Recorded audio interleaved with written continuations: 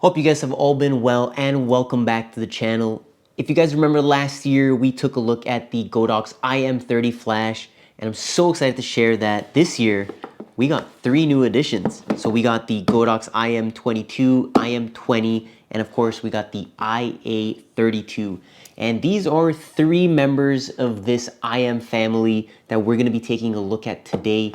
This was introduced and previewed last year at Profusion. I had the pleasure of doing a presentation for Godox then and representing them at their booth. And we got a little bit of a sneak peek at some of these. So if you guys were at the event, you probably saw these ones there and they were super exciting. And finally they're out. And I got my hands on them now, courtesy of Godox. And I'm going to show you guys everything you guys need to know about these 3 flashes. So yeah, let's just jump right into these. So starting off with the mini ones, these are the iM20 and iM22 respectively. And these are the tiniest little flashes that Godox makes currently. So let's open these ones up. You know, you got that classic Godox orange packaging. And here is the iM22. As you guys can see, this thing is super tiny. So let's take that out. Let's open the iM20 as well.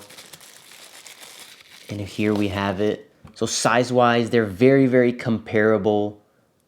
And I think they're like 1 or 2 gram difference between the weights. So it's basically negligible. I think they're both under 40 grams.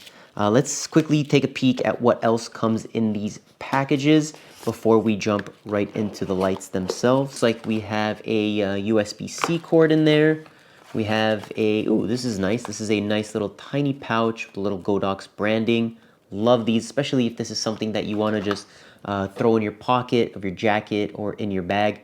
You get these little nice tiny pouches, which I 100% appreciate. It's not often that you get something like this for something so affordable.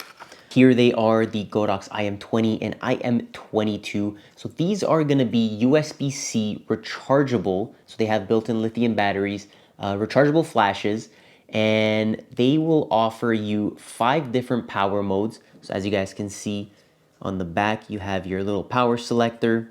These 2 are going to be the exact same power output, same recycle time. It's around like 3 to 4 seconds at full blast. And you're going to be able to get around 400, 440 flashes at full power. So you have a little bit of a selector dial on the back. It's a little plus and minus just to cycle through. And you have a power off button, which is also the same button. You just press and hold. And same goes for the iM20. You get the power selector on the back and the power on off button on the side. Again, you just press and hold to turn it on and press and hold to turn it off. On the sides, you have your USB-C port for recharging, and on the bottom, you have the hot shoes. So these are gonna be great to use with pretty much any camera that has a hot shoe.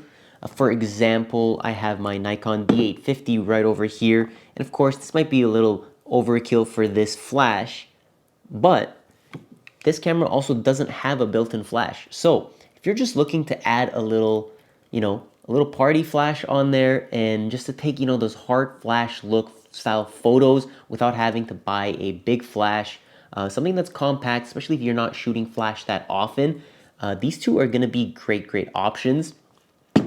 So this is where the difference between these 2 flashes come in.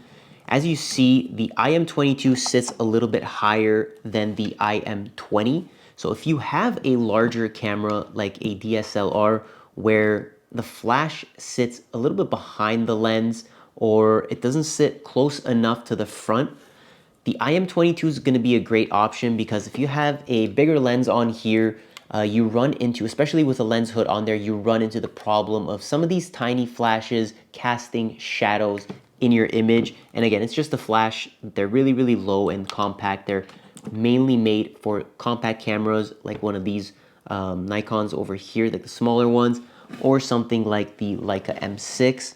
So these smaller flashes are going to be perfect companions for these. There we go.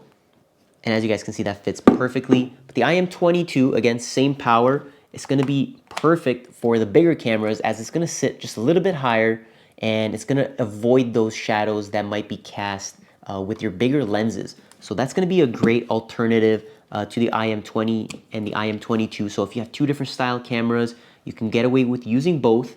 Again, if you want to go more compact, for example, if you have a M system or like one of the Fuji X100 6s, the 5s, or even one of those Ricoh GRs, the iM20 is going to be a fantastic option for that.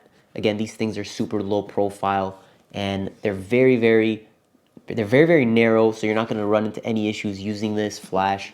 And yeah, these are going to be great companions for any camera with a hot shoot.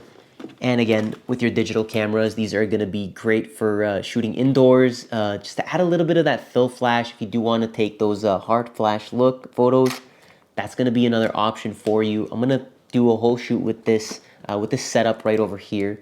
I actually have a Nikon 28mm 2.8. This is one of the older film camera lenses, and I have it on my D850. So we're gonna take this combo out. We'll take a bunch of photos, and I'll show you guys in a little bit.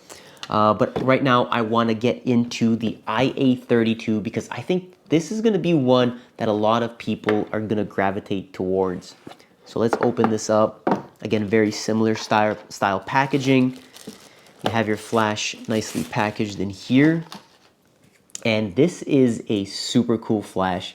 Right off the bat, just styling wise, this thing is super narrow. So this is gonna fit kind of perfectly in like a shirt pocket or a jacket pocket. So if you're looking for something super compact with a lot of power, surprisingly, this might be a great option for you. So before running into some details, let's just take a look at what else is in the packaging. I know sometimes people are curious. You get a nice little pouch like before, and you also get a manual, and that's about it. Nice, simple. So let's jump right into the details for the iA32. I have some batteries in here, and just want to note these are gonna be AA batteries. So if you're looking for something that has replaceable batteries versus the built-in batteries like the iM20 and iM22, the iA32 is going to be a great option for that, especially if you're looking to shoot a longer day and for a longer period of time without taking breaks in between.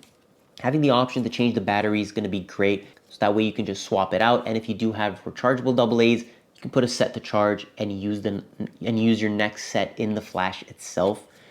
And one thing that is really cool is the flash head on this actually rotates. So you have a couple different options over here, anywhere between 90 degrees and -7 degrees over here, so it tilts a little bit down. This is such a cool option for such a small flash without having the whole body rotate. You just have the small flash head in there rotate with this little dial on the side. The next thing you're gonna see is in the front, you actually have a little sensor, and that's gonna be for the auto modes. So unlike the iM20 and iM22, this is a IA flash. So the iMs, the M in those are gonna stand for the manuals, and then the IA is gonna be the auto modes. So just to differentiate those, similarly with the iM30, it is a fully manual flash.